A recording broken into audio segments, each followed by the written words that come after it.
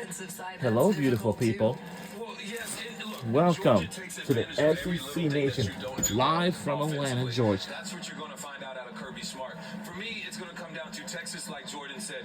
You got to run the football. You can't come out like you did last game trying to throw the ball all over the ballpark and try and dink and dunk it. Georgia tackled too well in space. You're not going to outrun Georgia from sideline to sideline. That is the exact game that they want to play. So you got to use Quintravion Wiser and more downhill run games right at the teeth of this defense. If they tell you escape in the hospital, and I can't believe you escaped from there. Because last time when these two teams matched up, you weren't ready emotionally when you got off the bus, and you thought it was just a great night in Texas and Austin.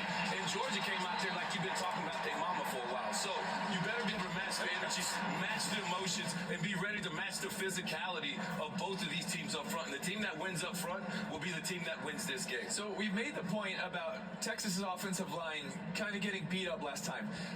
And that is true, but it wasn't just their offensive line. It was also the scheme one for Georgia's defense against Texas offense, whether that was to get a linebacker on their back and blow it up, whether that was Jalen Blue in protection, or it was the corner cats and them playing a two-trap behind it, which kind of made Quinn a little bit hesitant in the pocket, and that caused 2 turnovers. That one blitz caused 2 turnovers 2 different times in the game. So yes, it's the offensive line, but it's also all the adjustments that the scheme needs to provide and help out Quinn. You know what would be great is if we had a former NFL defensive player and a couple quarterbacks breaking down exactly what Georgia was able to do defensively and how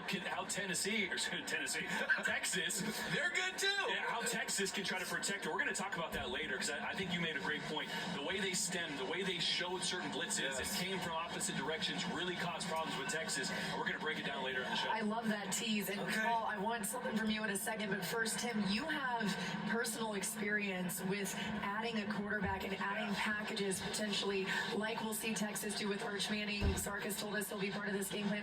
But what kind of strain does that potentially put on an offensive line that maybe without their left tackle? Well, I think it's a great point that Jordan brought up, and I think it's imperative for Texas to have a running game like Roman mentioned.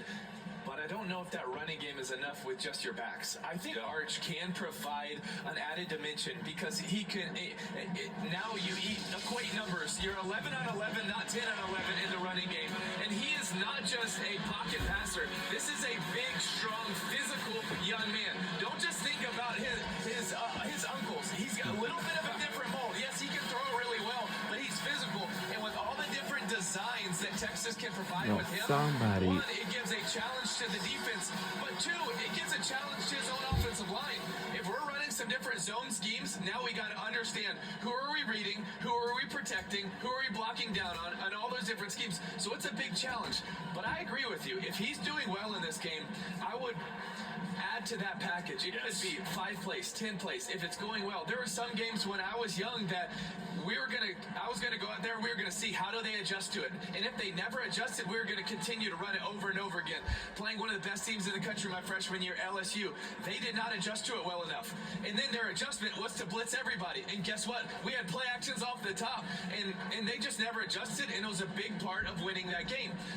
How does Georgia match up early with it, but then how do they adjust? What's the next play off of that? We'll see Arch on the first or second drive just to see what Georgia does. What do they do? And then Sark's going to try to have an answer later. I would blitz. I'm sitting in the house. Yeah. If then we got one-on-one, and Arch can totally do that. I wouldn't do that. I would do a zone dog, and I would keep the secondary soft, and my front 7, I would be aggressive. That's the chess match of this game, Paul. You know, what's so interesting to me, Lauren, is that we're now at the 13th game of the year, and there's still a lot of questions about Texas. And I think it's for the most obvious reason. They did not have the same schedule that Alabama. Sark was telling you, and he's telling everybody, you know, we had all these rivalry games. You know, we had to go to Fayetteville.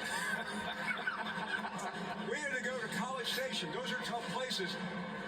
It's not the same, though, as going to Alabama, going to Oxford, and having to deal with Tennessee. So, and playing Clemson here. I realize that was a non-conference game. I think there are still more question marks about Texas coming into this game than Georgia, and that ultimately could be the difference. So much more to come on this game and much more as we are just getting started here from Atlanta.